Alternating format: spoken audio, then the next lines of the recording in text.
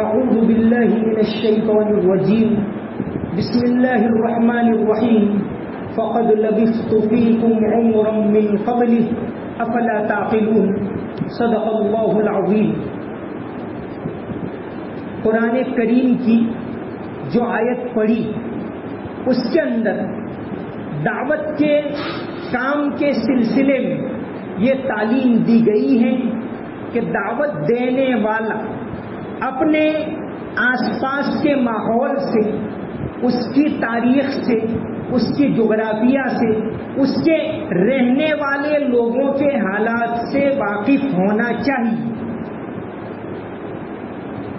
ویسے روزانہ آپ یہاں تفسیر سنتے ہیں، آج ہمارے اس ملک کی تاریخ کی کچھ اہم باتیں بہت مختصر کے اندر بتانا ہے۔ علامہ جلال الدین سیوطی رحمۃ اللہ علیہ قرآن کے مفسر گزرے، ان کی کتاب ہے الدر المختار، اس کے اندر انہوں نے ایک حدیث حضرت علی رضی اللہ عنہ سے بیان کی ہے کہ اللہ تبارک و تعالی نے جب حضرت آدم علیہ السلام کو دنیا میں اتارا تو ہندوستان کی سرزمین کے اوپر اتارا، اور بعد میں آپ ہمیشہ اسی سرزمین پر رہے۔ اسی طرح امام غزالی رحمۃ اللہ علیہ نے اپنی کتاب بدء الخلق کے اندر لکھا ہے کہ جو قابیل کا واقعہ پیش آیا وہ اسی ملک کے اندر پیش آیا۔ حضرت آدم علیہ السلام حج کے لیے گئے ہوئے تھے۔ در مختار میں امام سیوطی نے لکھا ہے کہ حضرت آدم علیہ السلام نے ہندوستان میں رہتے ہوئے 40 مرتبہ پیدل حج کیا، یعنی اس ملک کے اندر دنیا کے سب سے پہلے پیغمبر آئے۔ اس لحاظ سے یہ سرزمین ایک قابل مبارکباد ہے۔ تو امام غزالی رحمۃ اللہ علیہ نے اپنی کتاب بدء الخلق، بہت مختصر ان کی کتاب ہے، اس میں واقعہ لکھا ہے کہ ایک مرتبہ حضرت آدم علیہ السلام حج میں گئے ہوئے، اس دوران ان کی طبیعت اچانک خراب ہوئی، ان کو یہ محسوس ہوا کہ مجھے واپس ہندوستان جانا چاہیے۔ چنانچہ آپ یہاں واپس تشریف لائے تو آپ کو پتہ چلا کہ ان کے بیٹے جو قابیل تھے اس نے حابیل کو قتل کر دیا۔ یہ اس زمین کا پہلا قتل، جس کی تفصیل یہ واقعہ پورا قرآن کریم کے اندر موجود ہے۔ وَاتْلُ عَلَيْهِمْ نَبَأَ ابْنَيْ آدَمَ بِالْحَقِّ إِذْ قَرَّبَا قُرْبَانًا فَتُقُبِّلَ مِنْ أَحَدِهِمَا۔ تو امام غزالی لکھتے ہیں کہ یہ واقعہ بھی اسی سرزمین کے اندر پیش آیا۔ آپ کے صاحبزادے حضرت شیش علیہ السلام وہ بھی اسی سرزمین کے اوپر ہوئے۔ قرآن میں ایک پیغمبر کا تذکرہ آتا ہے حضرت ذوالکفل علیہ السلام، 2 جگہ پر تذکرہ ہے، سورہ انبیاء کے اندر اور سورہ صافات کے اندر، وَاذْكُرْ إِسْمَاعِيلَ وَالْيَسَعَ وَذَا الْكِفْلِ وَكُلٌّ مِّنَ الْأَخْيَارِ۔ تو ذوالکفل کون؟ ایک بہت بڑے عالم گزرے ہیں، مولانا مناظر احسن گیلانی۔ یہ سمجھیے 100 سال پہلے گزرے ہیں، 1956 میں تو آپ کا انتقال ہوا۔ انہوں نے ایک کتاب لکھی ہے النبی الخاتم، اس کے اندر انہوں نے اس بات کو ثابت کیا ہے کہ قرآن کے اندر جو ذوالکفل ہے اس سے مراد، جس کو یہ لوگ کہتے ہیں ہندوستان کے اندر دنیا کا ایک بہت بڑا مذہب ہے بودھ۔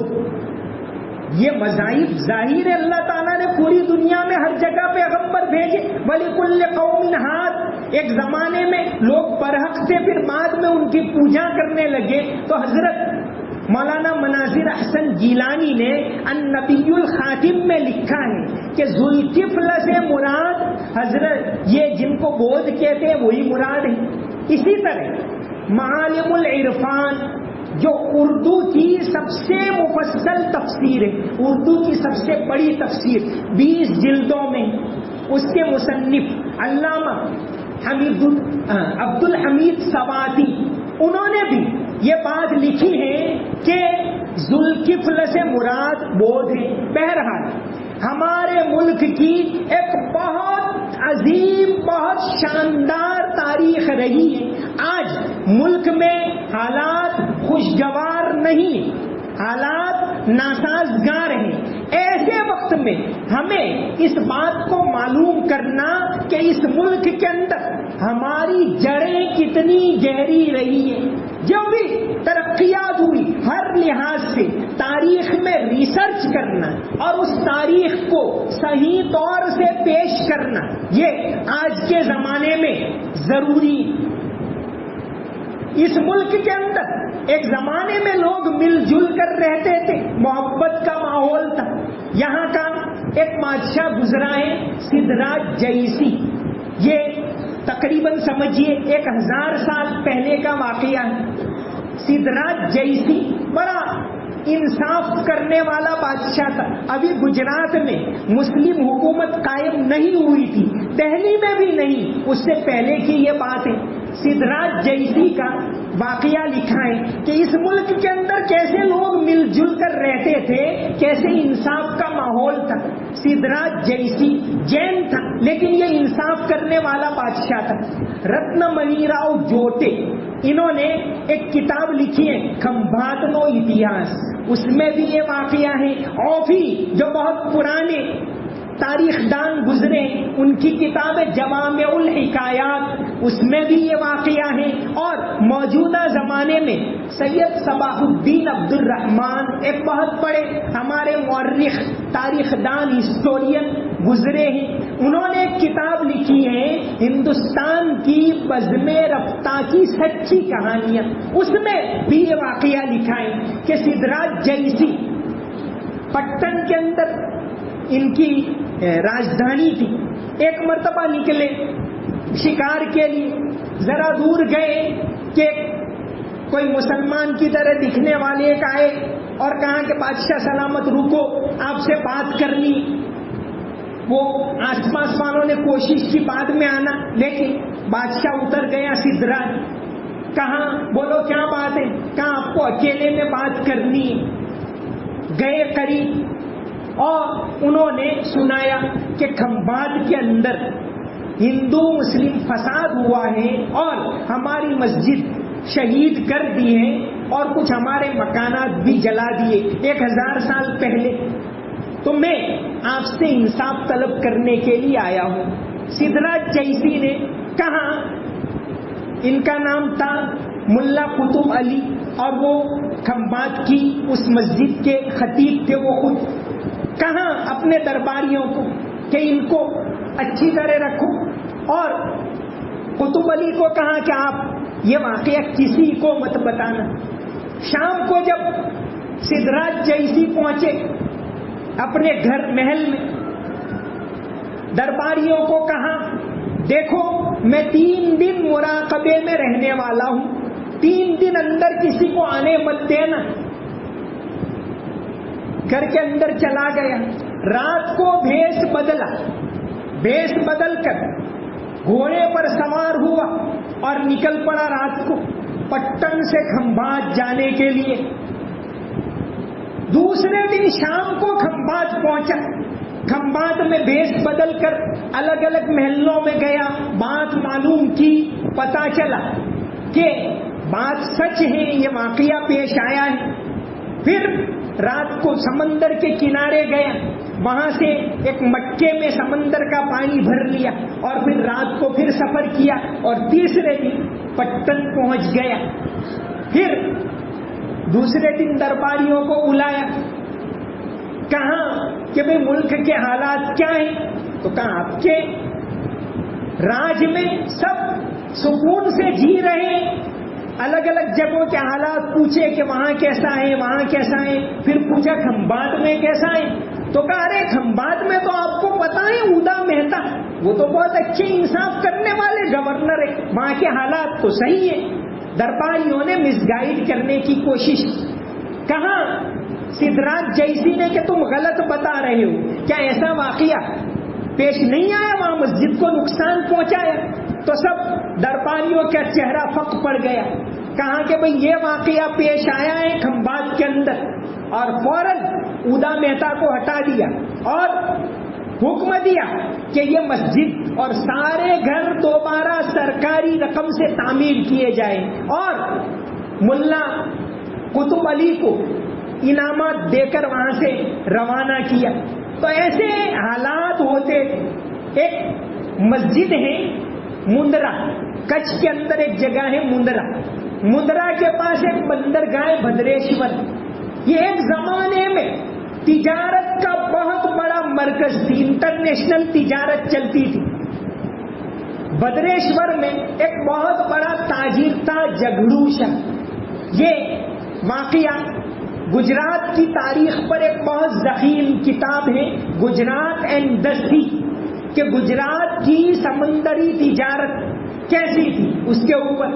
اسی طرح احمد آباد کے ڈاکٹر مکرند مہتا, انہوں نے بھی اپنی کتاب merchants and trade of Gujarat, اس کے اندر یہ تذکرہ کیا ہے کہ بھدریشور کے اندر ایک بہت بڑا تاجر تھا جگڑو شاہ. وہاں اتنی بڑی تجارتی منڈیاں تھیں, چونکہ ہندوستان اور عربوں کے تعلقات بہت پرانے ہیں. اسلام جو آیا اس سے پہلے یہاں کے اور وہاں کے تجارتی تعلقات تھے. بامبے گیزیٹیئر کے اندر ایک بہت پرانے مصنف گزرے, ان کے حوالے سے لکھا ہے کہ کھمبات میں, گوگا کے اندر, سوپارا ممبئی کے قریب, وہاں عربوں کی بڑی بڑی آبادیاں اس زمانے کے اندر تھی, اسلام کی آمد سے پہلے. تو اس زمانے سے, اور یہاں سے کیا کیا چیزیں وہاں جاتی تھی, وہاں سے کیا چیزیں یہاں آتی تھی. بلکہ ایک دلچسپ بات, قاضی اطہر مبارک پوری رحمت اللہ علیہ ہندوستان کے بہت بڑے تاریخ داں گزرے. ہندوستان کی تاریخ پر کم سے کم 1 ڈزن کتابیں انہوں نے لکھی ہیں, قاضی اطہر مبارک, اور بہت زیادہ ریسرچ کر کے انہوں نے یہ بات لکھی ہے کہ قرآن کریم کے اندر 3 نعمتیں, جنت کی 3 خاص نعمتوں کا تذکرہ ہے. ایک تو کافور کا, ایک زنجبیل کا, اور ایک مشک کا. ختامہ مسک وفی ذالک فلیتنافس المتنافسون. یہ نعمت, اس کا تو تذکرہ سورہ تطفیف کے اندر ہے, اور باقی وہ جو 2 نعمتیں بتلائی میں نے, کافور, کپور جس کو کہتے ہیں, اور زنجبیل سونٹ کے قرآن کریم کے اندر ہے کہ جنتیوں کو جو شراب پلائی جائے گی, کان مزاجھا زنجبیلا, اس کے اندر سونٹ کا ٹیسٹ ہوگا. اب وہاں کی سونٹ کیسی ہو اللہ تعالی جانے. مالا رئی عین رأت بلا اذن سمعت, وہاں کی نعمتوں کا تو کہ انسان خیال ہی نہیں کر سکتا. لیکن بہرحال 3 نعمتیں, 3 الفاظ, زنجبیل, کافور, یہ دونوں تو سورہ دہر کے اندر ہے, اور اس کا تذکرہ سورہ تطفیف میں ہے. قاضی اطہر مبارک پوری کی تحقیق یہ ہے کہ یہ تینوں الفاظ جو قرآن میں ہیں وہ بھی انڈین اوریجن ہیں, اور یہ تینوں نعمتیں اس زمانے میں ہندوستان میں ہوتی تھی. یہاں سے عربوں کے یہاں امپورٹ ہوتی تھی, یہاں سے ایکسپورٹ ہوتی تھی تینوں نعمتیں. تو جنت کی جو 3 نعمتیں ہیں, قاضی اطہر مبارک پوری نے لکھا ہے کہ تینوں نعمتیں اصل جو دنیا کے لحاظ سے یہ تینوں چیزیں یہ انڈین اوریجن کی ہیں, یہاں کی ہیں اصل, اور یہاں سے ہی عربوں کے یہاں ایکسپورٹ ہوتی تھی. تو قرآن کریم کے اندر یہ تینوں الفاظ آئے. ابھی ابھی احمد آباد سے ایک کتاب شائع ہوئے، بلکہ پچھلے مہینے میں ہی شائع ہوئے، آرتھر جیفری کی ایک کتاب کہ قرآن میں غیر عربی الفاظ کون کون سے ہیں. یہ تو ریسرچ کرنے والوں کا کام ہے، بڑے بڑے علماء کا کام ہے. لیکن بہرحال یہ کتاب شائع ہوئی تو احمد آباد میں پیر محمد شاہ لائبریری نے شائع کی. اس کی ایک کاپی پروفیسر بامبے والا، محی الدین بامبے والا کر کے انہوں نے مجھے بھیجی. میں نے ان تینوں الفاظ کی تحقیق کی اس کتاب میں بھی. اس میں بھی یہی لکھا ہے. دا فورن، کتاب کا نام ہے دا فورن ووکیبولری آف دا قرآن. اس کے اندر بھی کہ بھئی یہ تین الفاظ ہیں وہ انڈین اوریجن کے، کافور، زنجبیل اور مشک، جس کو عربی میں کہتے ہیں مسک، ختامہ مسک وفی ذالک فلیتنافس المتنافسون. تو بہت پرانے تعلقات رہے. حدیث نہیں، حدیث کی شرح کی کتابوں کے اندر یہ بات آتی ہے کہ حضرت عثمان رضی اللہ عنہ نے جب مسجد نبوی کی تعمیر کی، آپ صلی اللہ علیہ وسلم کے زمانے میں جو مسجد بنی تھی وہ تو یہ کھمبے تھے کھجور کے اور اوپر کھجور کے پتے ڈال دیے، یہ مسجد نبوی تھی. حضرت عثمان رضی اللہ عنہ نے پہلی مرتبہ اپنے زمانے میں اس کو ذرا پکی قسم کی مسجد بنوائی. تو کتابوں کے اندر آتا ہے کہ اس میں چھت کے لیے جو ساگوان کی، ساگ کی لکڑی انہوں نے لگائی، وہ ہندوستان سے منگوائی. تو ہندوستان کے اور عرب ملکوں کے تعلقات بہت پرانے ہیں. اس کے اوپر بے شمار لکھا گیا ہے. اور اس تجارت کے اوپر بڑا ہولڈ تھا اس قوم کا. تجارت کے اوپر قابو دنیا کے اندر عزت پانے کے لیے، دنیا کے اندر اللہ تعالیٰ کے ہاتھ میں ہے عزت ذلت، اللہ کے ہاتھ میں. لیکن اللہ نے جو سبب رکھا ہے وہ ہے تجارت. ایک زمانے میں تجارت اس قوم کے ہاتھ میں تھی تو حکومت اس قوم کے ہاتھ میں تھی. آج اس سے ہم ہاتھ دھو بیٹھے. بہت تفصیل ہے اس کی، اس کے اوپر بہت زیادہ ریسرچ کرنے کی ضرورت ہے. تو جگڑو شاہ گجرات اینڈ کے اندر لکھا ہے کہ جگڑو شاہ نے جب بڑے بڑے تاجر بدریشور کے اندر آیا کرتے تھے تو بدریشور کے اندر یعنی تقریباً 1100 سال پہلے ایک مسجد بنوائی جگڑو شاہ نے. وہ مسجد آج بھی موجود ہے اور آج بھی وہاں 5 وقت کی نماز ہوتی. اسی طرح کھمبات کے اندر، اسی کتاب کے اندر گجرات اینڈ کے اندر مکرن مہتا صاحب کی ریسرچ ہے. اسی طرح MS یونیورسٹی بروڈا کے اندر RC مہتا صاحب تھے، ان کی کتاب ہے مسلم کمیونٹیز ان گجرات. اس کے اندر بھی یہ بات ہے کہ کھمبات کے اندر وستو پال نے سدھراج کے زمانے میں ایک مسجد بنوائی تھی، وہ بھی آج موجود ہے. تو یہ تعلقات بہت زیادہ پرانے ہیں، ان کو باقی رکھنے کی ضرورت مسلمانوں کی طرف سے بھی. اس کے اوپر بہت زیادہ باتیں بیان کر سکتے. صرف ایک واقعہ بیان کروں. محمود بیگڑا بہت مشہور بادشاہ، انصاف پسند بادشاہ. ان کے زمانے میں بھی تجارت بہت عام تھی. بڑے بڑے جہاز عرب سے ہزار گھوڑے ایک جہاز میں آتے، ایسی تجارت چلتی تھی. تو محمود بیگڑا کا درباری کبھی تھا راج ونود. راج ونود نے محمود بیگڑا کی شان میں کہ ان کا انصاف کتنا مشہور تھا، یہ رعایا کی کتنی خبر گیری کرتے تھے، لوگوں کے لیے کتنا یعنی انصاف کرتے تھے، کہ ایک واقعہ راج ونود نے پورا قصیدہ سنسکرت کے اندر ایک قصیدہ لکھا ہے محمود بیگڑا کی شان میں. اور کہاں ہے، حالانکہ ہم اس کو مانتے بھی نہیں، یہ سراسر شرک ہے، لیکن وہ ایسا مانتے تھے کہ بھئی محمود بیگڑا تو انصاف کرنے میں فلاں دیو کے اوتار ہیں اور لوگوں کو نوازنے میں فلاں دیو کے اوتار ہیں. ان کے راج میں لوگ کتنے امن سے جیتے. بہت لمبا چوڑا قصیدہ لکھا ہے. اس قصیدے کا سنسکرت سے ترجمہ مرحوم مولانا عبدالاحد قاسمی صاحب نے کروایا اور ڈاکٹر بھارتی بہن شیلت گجرات ودیا پیٹھ میں انہوں نے اس کا گجراتی ترجمہ کیا، پھر گجراتی پر سے اردو ترجمہ ڈاکٹر زبیر قریشی نے کیا، اور 2012 میں یہ کتاب شائع ہوئی تھی۔ سنسکرت، گجراتی اور اردو کے اندر ایک ساتھ شائع ہوئی تھی، اور اس کتاب کا اجرا کیا گیا 2012 کے اندر احمد آباد کے ٹاؤن ہال کے اندر۔ تو اس میں موراری باپو اور ساتھ یہ بندہ بھی موجود تھا، ان دونوں کے ہاتھوں اس کتاب کا اجرا کروایا گیا۔ تو اس کتاب کے اندر یہ لکھا ہے کہ محمود بیگڑا انصاف کرنے کے اندر اتنے بڑے ہیں کہ تو یہ تو دیوتا کے روپ میں ایسی بات کہی گئی۔ تو ایک زمانے کے اندر یہ حالات تھے، ایسا ماحول تھا، وہ ماحول اس ملک کے اندر دوبارہ قائم ہو، اس کی آج ضرورت ہے۔ بہرحال وقت مختصر ہے، ورنہ اس سلسلے میں بہت ساری باتیں بتائی جا سکتی۔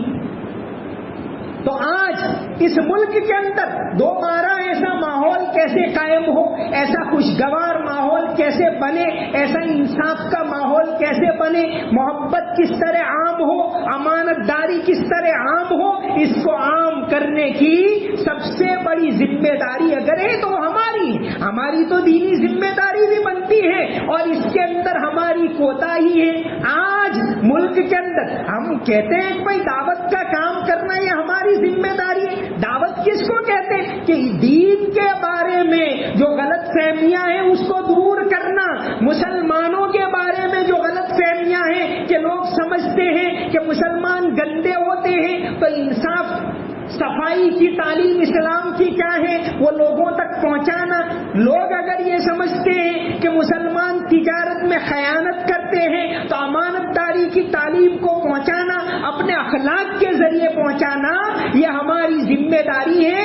اور آج اگر ملک کے اندر یہ حالات ہیں تو دوسرے سارے عوامل اس کے اوپر، بہت سارے فیکٹر اس کے پیچھے ضرور ہیں، اس سے کوئی انکار نہیں، لیکن اس کی بڑی ذمہ داری اگر بنتی ہے تو ہماری بنتی ہے کہ ہم نے غلط فہمیوں کو دور نہیں کیا، ہماری ذمہ داری بنتی ہے کہ ہم نے ملک کے اندر محبت کے ماحول کو قائم نہیں کیا، ہماری ذمہ داری بنتی ہے کہ ہم اخلاق سے پیش نہیں آئے۔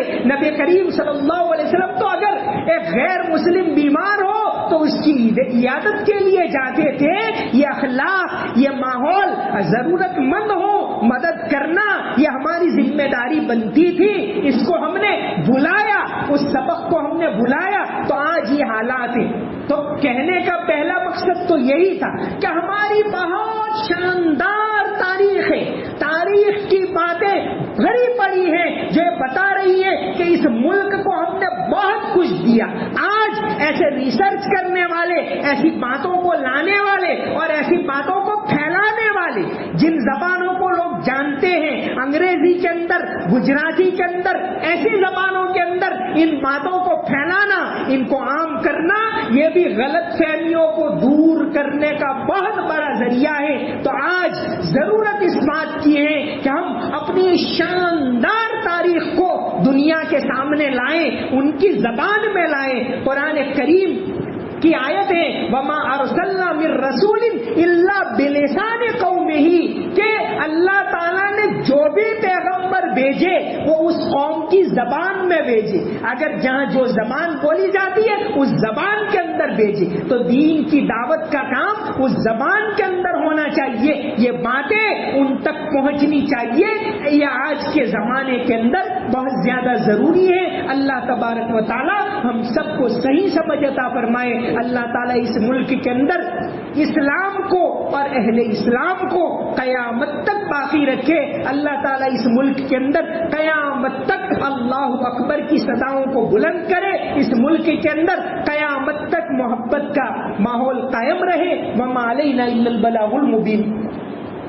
اللهم صل على محمد وعلى ال محمد وبارك وسلم ربنا آتنا في الدنيا حسنة وفي الآخرة حسنة وقنا عذاب النار رب اغفر وارحم وتجاوز عما تعلم انك انت العز الاکرم. یا اللہ ہمارے گناہوں کو معاف فرما, ہماری کوتاہیوں کو معاف فرما, ہماری غلطیوں کو معاف فرما. یا اللہ تیرے حبیب صلی اللہ علیہ وسلم کا تو یہ اعلان ہے, یہ بددعا ہے کہ ہلاکت ہو اس شخص کی جس نے رمضان کا مبارک مہینہ پایا اور اس کی مغفرت نہ ہو. یا اللہ ہمیں معافی مانگنے کی توفیق عطا فرما, تجھ سے دعائیں کرنے کی توفیق عطا فرما, تیرے حقوق ادا کرنے کی توفیق عطا فرما, تیرے بندوں کے حقوق ادا کرنے کی توفیق عطا فرما, مل جل کر رہنے کی توفیق عطا فرما, عزت والی زندگی نصیب فرما. یا اللہ عزت والی زندگی نصیب فرما, ذلت سے حفاظت فرما. یا اللہ مسلمانوں کے لیے حلال روزی کے دروازے کھول دے. یا اللہ حلال روزی کے دروازے کھول دے, حرام سے حفاظت فرما. یا اللہ تمام مسجدوں کی حفاظت فرما, تمام مدرسوں کی حفاظت فرما, مسجدوں کو آباد فرما, مدرسوں کو آباد فرما. یا اللہ اس ملک کے اندر قیامت تک قرآن کی تعلیم ہوتی رہے, اللہ اکبر کی صدا بلند ہوتی رہے, ایسی توفیق عطا فرما. یا اللہ دین کا کام کرنے کی توفیق عطا فرما, ہمیں تیرا خوف نصیب فرما. یا اللہ تیرا خوف نصیب فرما. یا اللہ اس کے علاوہ ہر طرح کا خوف ہمارے دلوں سے نکال دے. یا اللہ اس ملک کے اندر محبت کے ماحول کو قائم فرما. یا اللہ محبت کے ماحول کو عام فرما, نفرت کے ماحول کو ختم فرما, مل جل کر رہنے کی توفیق عطا فرما, ایک ہو کر رہنے کی توفیق عطا فرما. یا اللہ حرمین شریفین کی حفاظت فرما. یا اللہ حرمین شریفین کی زیارت ہم تمام کو نصیب فرما. یا اللہ حرمین شریفین کا دیدار نصیب فرما. یا اللہ بیت المقدس کا دیدار ہم کو نصیب فرما. یا اللہ مرنے کے بعد کی زندگی کی تیاری کرنے کی توفیق عطا فرما, آخرت کی تیاری کرنے کی توفیق عطا فرما, نماز کی پابندی عطا فرما, قرآن کریم کی تلاوت کرنے کی توفیق عطا فرما, نبی کریم صلی اللہ علیہ وسلم کی محبت ہمارے دلوں کے اندر اتار دے, ہماری آنے والی نسلوں کے دلوں کے اندر آپ صلی اللہ علیہ وسلم کی محبت اتار دے, صحیح عقائد کے اوپر عمل کرنے کی توفیق عطا فرما. یا اللہ شرک سے حفاظت فرما, ہماری حفاظت فرما, ہماری نسلوں کی حفاظت فرما. یا اللہ ملک میں جیسے پہلے چپے چپے میں تیری عبادت ہوتی تھی, یا اللہ جہاں کہیں ہم نماز پڑھ لیتے تھے, یا اللہ ایسا ماحول قائم فرما. یا اللہ ہماری کوتاہی ہے کہ یا اللہ ہم نے اس ملک کے اندر دعوت کے کام کو نہیں کیا, دین کے کام کو نہیں کیا, غلط فہمیوں کو دور کرنے کی کوشش نہیں کی. یا اللہ ہماری کوتاہیوں کو معاف فرما, ملک کے اندر غلط فہمیاں دور فرما. یا اللہ عافیت کے ساتھ تیری عبادت کرنے کی توفیق عطا فرما. ان اللہ وملائکتہ یصلون علی النبی یا ایھا الذین آمنوا صلوا علیہ وسلموا تسلیما. اللهم صل علی محمد وعلی ال محمد وبارک وسلم. سمعنا واطعنا غفرانک ربنا والیک المصیر برحمتک یا ارحم الراحمین.